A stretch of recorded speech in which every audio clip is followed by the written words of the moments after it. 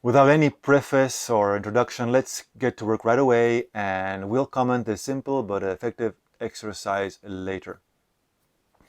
If possible, write it on a sheet of paper or on your PC or mobile phone, and only then listen to the interpretation.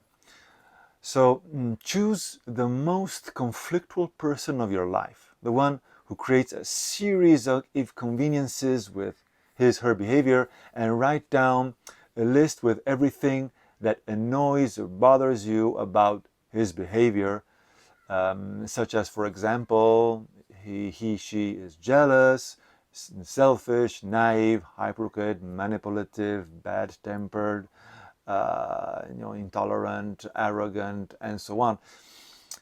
Just take a few minutes to think carefully, and above all, to listen to yourself. It's very important to be honest with yourself and only write down what bothers you, okay? Done?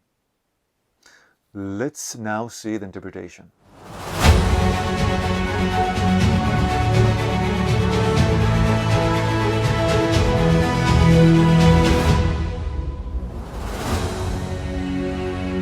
Okay, the interpretation is very simple, but impactful.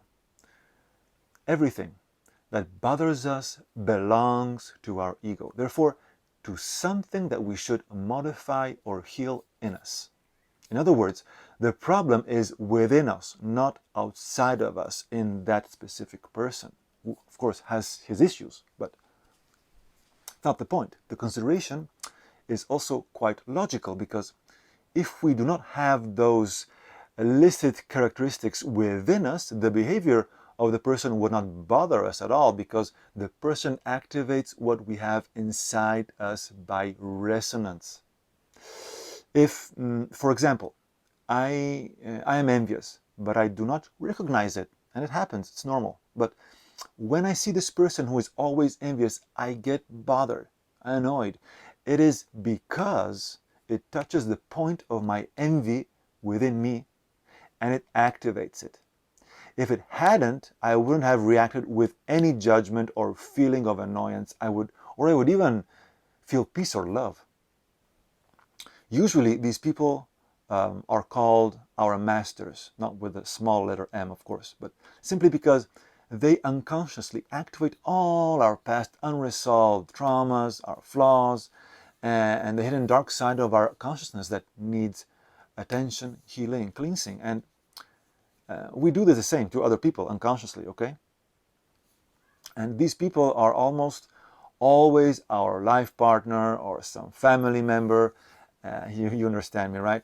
And as much as we maybe sometimes hate these people, or we have a tremendous effort to bear them at times, they are hidden blessings for those like us on a path of awareness, because they show us exactly where to work on ourselves to then be happier, to free ourselves from the past and feel more complete and fulfilled, because that's the point.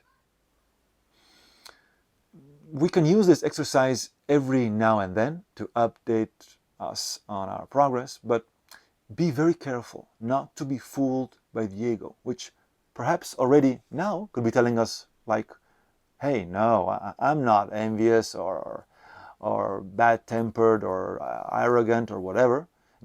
It's that person who is simply an idiot, or it doesn't bother me at all. Or but what do I have to do with all of this? That person is full of problems and discharges his issues on me, etc., etc.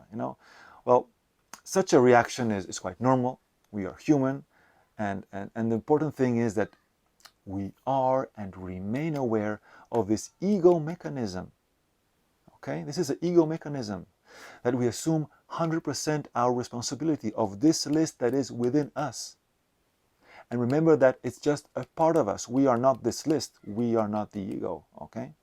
So being honest with yourself is essential. Admitting that you have a defect, a flaw, is the first ray of light in that part of us that creates pain or discomfort through impulsive reactions. And these reactions only work as long as they remain in the dark. So it is welcome to be aware and honest with yourself, because it is the beginning of change, of inner healing. But if, on the other side, we consider this exercise as nonsense or something superficial or untrue, it's okay. But it probably means that at this point of your life, of our life, we are not yet sufficiently mature on a spiritual level to face this inner work.